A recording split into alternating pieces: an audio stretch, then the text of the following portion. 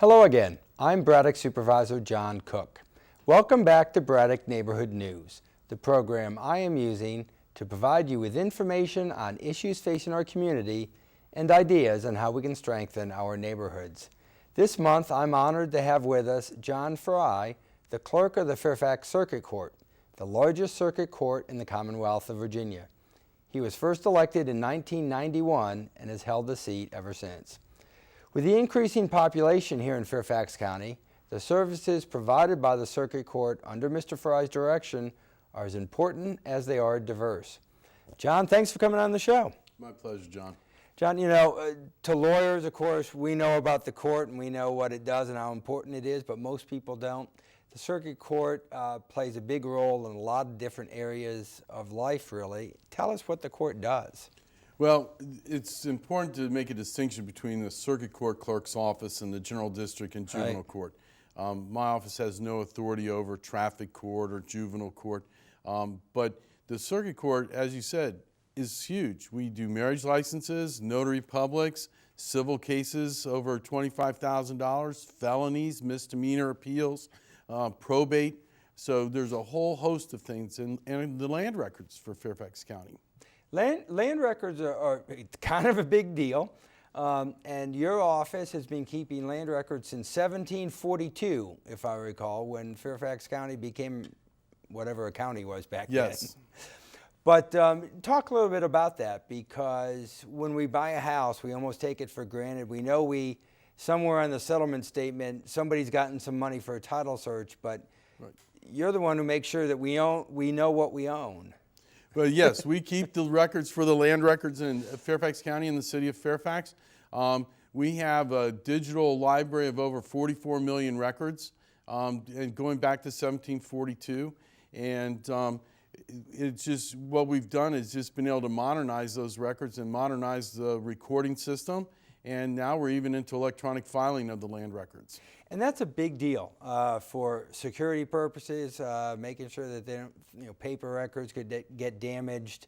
So it's going to provide us more certainty. And it's interesting that just the idea of making sure we know where the lines are between property can be very important. Absolutely.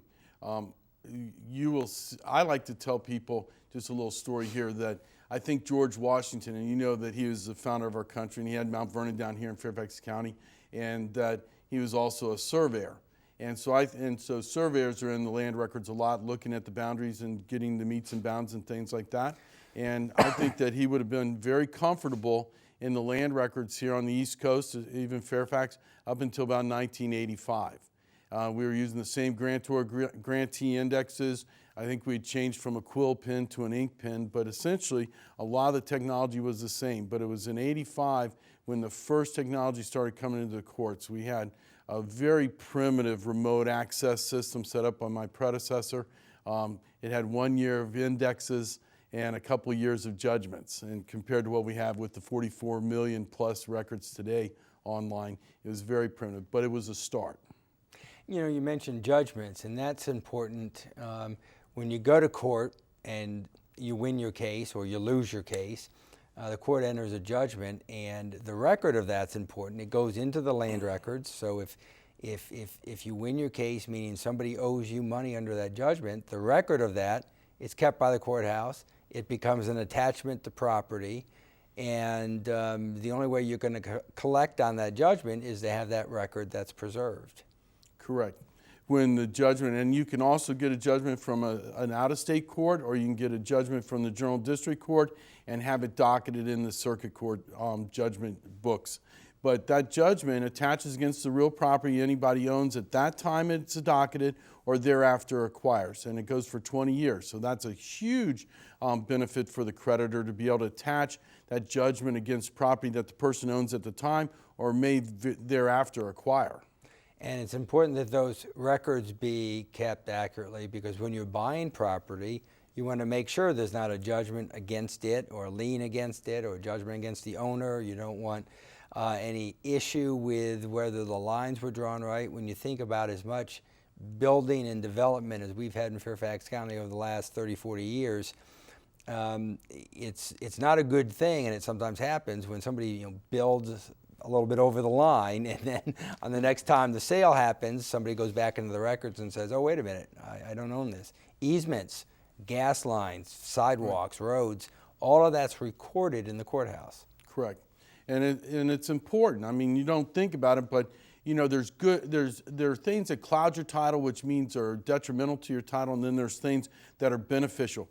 I think we would all argue that you want electrical easements coming into your house so you can have electricity, and the gas company and cable and those things. So those, while they may be, they're recorded against your property, they are for the benefit of the property. So you might have a Virginia Power, Dominion Power, Verizon, and easements coming across your property. Those are standard. Those are positive. You don't want the homeowners association lien. You don't want to find a judgment against the prior owner. These are kinds of things. That's why a title search is done, and that's what they're looking for when they do the title, to make sure that when you get that property, you actually own it, and there's no encumbrances against that property that's going to affect your ownership to it.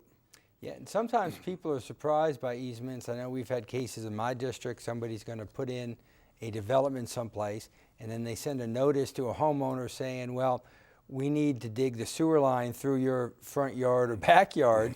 And somebody says, well, you can't come on my property. And they say, well, sure we can. There's this easement that's recorded against your property. And sometimes somebody's owned a piece of property for 30, 40 years. They don't remember that, yeah, it's in there. And so it's good to know, though, that the records are well kept, because that's how everybody knows whether or not that easement's really there. Exactly. And when you have those easements there and people do forget about them, and that's common, or they bought them, and the title company and the real estate attorney, they're not going to spend a lot of time on those easements, because you need the sewer, you need your electricity, you need your gas. So they're not going to spend a lot of time reminding you at settlement, if you buy a house, that this has a 30-year-old easement on there. But then when they want to dig up your yard, it's a different story. Right. But for your protection, it's good when the easement says that their easement is 15 feet from the house. You want to know that if they're going to dig, because if they start digging 5 feet from your house, you can say, wait a minute, that's Exactly. you're not allowed to be here. Exactly. So it works both to help as well as the hindrance. That's land records. Of course, the circuit court, the civil law system, the one I'm used to as a lawyer, but you also mentioned the criminal system. The judges conduct the trials, and judges are appointed by the General Assembly and or the governor. But everything else in the courthouse, the building and the court staff, that's all under your jurisdiction. Well, actually, the building, part of it. Well, part of it is. You're exactly right. The building's actually paid for and built by the Fairfax County through the kindness of supervisors like you that have voted for that. But the actual control of the building itself is in the Chief Judge Dennis Smith's control by statute. So he's the only one that has the power to close the courthouse, and he could actually, if there was some kind of fight with the Board of Supervisors, he could actually enter an order directing you guys to fix something or build something over there. John, you really didn't have to get into that here on the show, but no, you're right. The judge's course is in charge of the legal aspects. Right. But we have a very efficient courthouse, not only because our judges are very efficient, but your staff, everything from the counters where you file your papers to the way that the building works and people move around, the staff inside the courthouse, all of those employees under your supervision. Yeah, well, thank you for saying that. I agree with you. I have an awesome staff. They're phenomenal, and I think part of it is we've just tried to encourage over there a culture that's not just to say, we're not there to say no. We're there to try to help the public, and we can't practice law, so we can't be their attorney, but we can help them cut some red tape. We can give them the direction and let them know where to go, and maybe give them some help in finding the information they need to help make their case a little easier. And people who maybe aren't familiar with the law don't realize how good we have it in Fairfax County.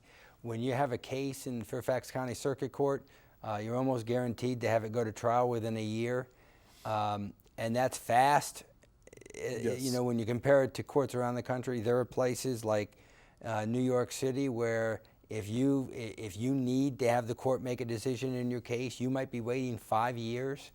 that hurts, when you're does. the aggrieved party. And in an efficient system like we have, you're going to get a decision in your case pretty fast. Absolutely, and if you had an emergency case, I didn't talk to Judge Smith before coming over here, but this is November, he could probably have you on the docket for January for a full-blown case if you needed to. And that's unheard of in any court our size. And that's good for business. I mean, when you know that your case is going to get heard, and both parties know that the case is going to get heard, it's going to get resolved, a determination is going to be made, there's no incentive to put off the other party. That kind of speed and, I guess, rocket docket, as we like to say in Fairfax, is really what encourages people to come to the table and say, okay, we're going to have to go to trial. That's expensive. It's not worth us waiting and dealing with it in a year from now. Let's deal with it now, get it over with, get it resolved. And that's good for the citizen. It's good for business. It's good for the county. And of course, if you have an emergency where you think somebody's about to do something really bad, they're going to knock down a building they're not supposed to knock down, or they're going to be doing something that can't be reversed if it's wrong, and you want that, what's called injunction hearing, to be able to go to the court and say, I need a hearing. Even today, I've been in court where the other side has, said, Judge, I'd like a hearing today, and sometimes the judge will do it.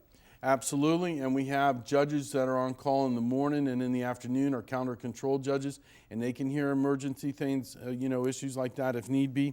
And so I think our court is very responsive, and especially for the size, when we're serving over 1 million people here in Fairfax County, that's a good rapid response, and I'm very proud of our court. John, another part of the court that touches maybe a lot more people, and sometimes they don't like the idea of it, but it's serving on a jury duty. Yes. But it's so important that people respond positively when they're asked to come and serve. Absolutely, and I think you find that. I think when you talk to the judges and you've talked to the jurors that have served before, they may not want to be there, but when they come in, they take it very seriously. And we just do not have problems with juries. You hear about some runaway juries in other jurisdictions or jury nullification. You just don't have that in Fairfax. These are good people, educated people, busy people, but they want to do what's right, and they want to come in and serve the community, and we get a great result. And you probably realize this, well, you would know as a lawyer, but Virginia is, I believe, the very last state that allows juries to actually sentence in criminal cases. So they don't only determine guilt and innocent, but in Virginia they get to actually set a sentence, and that's unique. The combination of having a good facility, and we've renovated our courthouse, and it's got good security, and it's a good place to be, of having hardworking judges who are efficient, good staff that's very efficient, and good people serving on juries, means that people know that if there's a problem they're going to have in the legal field, that they've got a place to go, and they're going to get a quick and good decision, a fair decision on their matter, and that is attractive to the business community. Businesses want to be in a place where they know that if they are caught up in something, they're going to be able to get a result. We don't think of it as individuals, but boy, if you're hurt in a car accident, or you have a dispute with a neighbor or something like that, or if you're unfortunate and you're getting a divorce or something where you need a legal decision, you don't want somebody to say, come back in 5 years, we'll see what we can do for you. Right, exactly, and we're very fortunate with that. And our judges take that very seriously. Very few continuances unless there really is a hardship case, but just because you want to prolong the case for a while, that's not going to happen. Our folks, we do a lot of different things. We were the first in the state to do what's called a differentiated case tracking system, and now is trying to take different cases and define them by case, and knowing that medical malpractice is usually going to take so many days, whereas a regular contract case under maybe $50,000 or less is not going to take as long, and so forth, and try to get these through the system, force the lawyers to come together and to actually talk about settlement early on and resolve issues. They may not resolve them all and settle the case, but a lot of times going through this tracking system, we can get them to resolve most of their issues. So when it gets to actual trial, you're only dealing with 1 or 2 issues. So we've been on the forefront of a lot of this. Another area that Fairfax has been a leader in is electronic filing. I know you've worked on that for a long time. It's coming soon, I guess, hopefully. It's here in the land records, and hopefully it's coming soon on the court side. And why that's important to folks is when I started practicing law, and even now in some courts, you know, you're faced with what time does the door to the courthouse close? I have to get my piece of paper down there. I've got to hire someone to drive across the county and drop something off. And these are very real issues that come up, especially if you're filing papers every day. When you can do it from your computer, much more efficient, everybody gets noticed much quicker, cuts down on the paper. You got a lot of paper in the courthouse. Millions of pages, millions and millions of pages each year. So why, I know the court system in Virginia is trying to go electronic. Talk a little bit about, it's difficult. It is difficult. Boy, John, you've really got me on a hot topic, and I could probably spend the rest of the day talking about this because my frustration is, you know, years ago, I went and talked to the Administrative Office of the Federal Courts. They have PACER system, and they've got an e-filing and case management system that people like, and we asked them if they would share with us, and they were reluctant. They were kind of torn. Half the office wanted to, half the office didn't. And then along comes Hurricane Katrina. And I got a call from the AO's office and said, get your state court folks to call us because we're getting congressional pressure to give the technology to Mississippi and Louisiana. So I hung up that phone and called down to the Supreme Court, told them all we'd been doing, and asked them to get in touch with the Administrative Office of the Federal Courts to see about getting Virginia on that pilot. They chose not to do that. And to me, that's very sad. It would have been great. I mean, local lawyers like you, a lot of you have a local practice and a federal practice, so they're already used to the federal e-filing system. And to bring it here to Virginia would have been great for the lawyers and for the clerk's office. So this is kind of a sour subject for me right now because they've wanted to control it out of Richmond. Right. And you know, that's a good segue into talking about how our court system is organized. Because it's a little counterintuitive, perhaps. I guess the county owns the courthouse building. You are an elected constitutional officer, so under the state constitution, you're kind of out there on your own. You work directly for the people, but you're in a system that's a state system. So how does that all connect? Oftentimes it seems like it doesn't, but it is a state constitutional office serving a local function. And technically, the state of Virginia, the Commonwealth of Virginia, is supposed to be paying 100% of the expenses of the circuit court in Fairfax. They do not do that. And they don't even come close. If it wasn't for the Fairfax County Board of Supervisors and the citizens of Fairfax County supported, our court would not be the leader it is in technology. It wouldn't be the efficient, you would not be able to get your case heard in a very quick time and so forth. We get two-thirds of our budget from the county and only a third of our budget from the state, and it's supposed to be 100%. So we're very fortunate because you guys have chosen here on the board to support the courts the way you have. And yet you do have some connection. There's a court system. The Supreme Court of Virginia oversees the court system in the Commonwealth. How does that connect to what you do and what our court does? We're kind of one of the few lone wolves. Most of the state court systems, the local courts, are on the Supreme Court system for case management, financial management, and others. Fairfax has never been.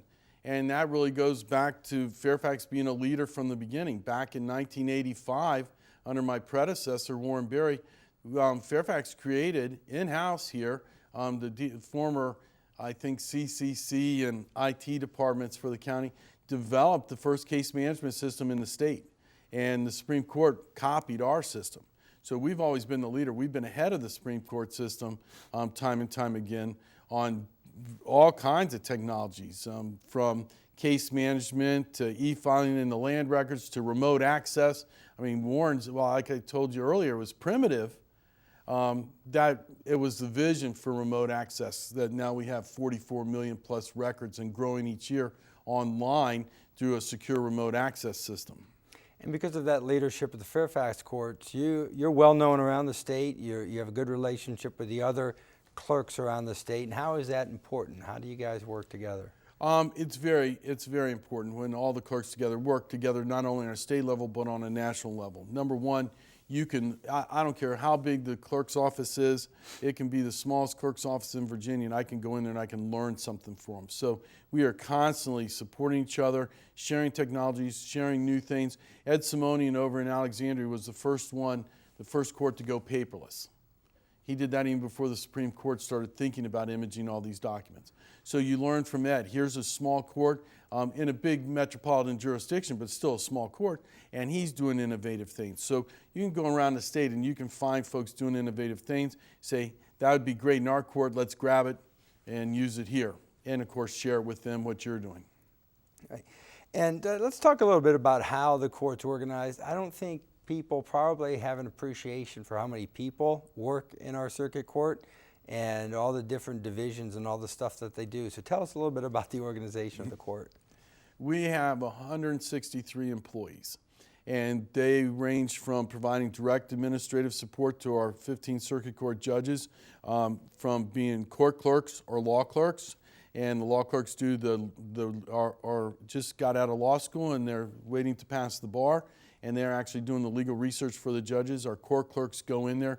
They act as a mini me, because in the small jurisdictions, the clerk of court actually goes into court, swears in the witnesses, takes in the evidence. But that's impossible with 15 judges for me to do all that. So we have deputy clerks that go in with them. And then you have the folks at the line staff that take in your new case or process your paperwork. We've got people that do the marriage licenses and notary publics and process those. Probate, you name it, we've got folks there on the front lines helping people as they come in.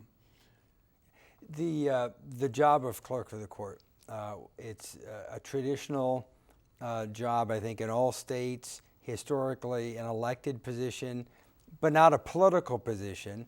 Tell us a little bit about the history of court clerks and why it's elected, and where does that come from? There's a trend away from elected clerks around the state to more of a court administrator that's appointed by the senior judge. I'm opposed to that. I think you need to have someone that's elected there, not just me, but just have an elected person in there that can look out and make decisions, seeing the forest, not just the trees of the courtroom. There's a lot more that goes on in that courthouse than just what happens in the courtroom, and it's important to have someone outside of that is directly accountable to the citizens. And so I think that's important. The 8-year term's unique in Virginia for the clerk of court. And that, my understanding is that happened when we changed our constitution in the early 1900s, and they took 3 jobs and put them together as one. The clerk of court used to be separate. You had a probate court, and you had the recorder of deeds. And they put all 3 of those together, gave the clerk 8 years, and it kind of balances out. The judges are appointed for 8 years by the General Assembly. So you have a kind of balance of power there. And, you've held the job for a long time. What prompted you to get into this? I think you were a real estate lawyer way back before I knew you. Yes. And what prompted you to say, I'm going to take a run at being clerk of the court? That never would have happened if I hadn't been in the clerk's office right out of law school and worked there for my predecessor, Warren Berry. And I worked for him a couple of years, did everything under the sun, every grunt job you could have. I was working it and doing it, and after about 2 years, I went into private practice. And I was over at the courthouse one day, and he saw me in line to record some deeds, and he says, I want to talk to you when you get done. So I went in to see him, and I was 33 years old, and he says, I'm not running again, you should run. And so if Warren Berry hadn't saw something in me and encouraged me to run, I probably never would have run for office. And then you've stuck with it, you've kept with it. What do you like about the job? Well, I love my job. I mean, I like with every job. There's days you want to pull your hair out, but I love my job. It really is one of these jobs where you can really help some people. The other day, a gentleman that came to me from Land Records, and this gentleman had paid off his mortgage 15 years ago, had never gotten a release from the mortgage company recorded in land records. They had never sent him one. And so he had gone to court to try to get the judge to authorize the release of the note. He didn't do it right. Well, I probably went a little overboard because we're not supposed to practice law, even though we're both lawyers. I'm not supposed to practice law.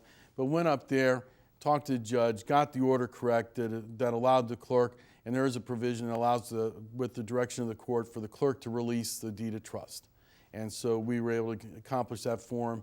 And you leave that day knowing you helped somebody that was in there trying to do the right thing, little in over their head, but you could help them resolve it for the end of the day. I remember you told me a story, and I'll do it quick because we're going to run out of time, but there was a couple about to get married on a weekend, I think, and you got a call on Friday night from the groom Father Rippey. Yeah, saying, Arlington Archdiocese. I forgot to get the license, and what am I going to do? And you made that happen for him. We've done that quite often. Father Rippey was a great guy. He called me at home and said, one of my priests called me, and they're at the rehearsal dinner, and they don't have the wedding license. And I said, well, we'll meet them. We'll do it tonight or tomorrow, their choice. We'll go in there and meet them. I mean, I don't know how you tell someone you're in government and you're an elected official. How do you tell someone on one of the most important days of their life, sorry, we'll see you Monday? Right, the government's closed. Yes. And in a county of 1.1 million people, we still get personal service, and that's what's so great about Fairfax County. We're out of time. I want to thank John for taking time out of his busy schedule to share with us his role as the head of the Commonwealth's largest circuit court system. With his guidance and leadership, we can be assured that the needs of the citizens of Fairfax County are attended to in a professional and fair manner. I hope you've enjoyed this segment of Braddock Neighborhood News. Thank you for watching. If you have any questions, comments, or other needs, please contact my office at 703-425-9300 or email braddock@fairfaxcounty.gov. Tune in next month for another edition, and please remember to look for ways to volunteer. Your community needs you.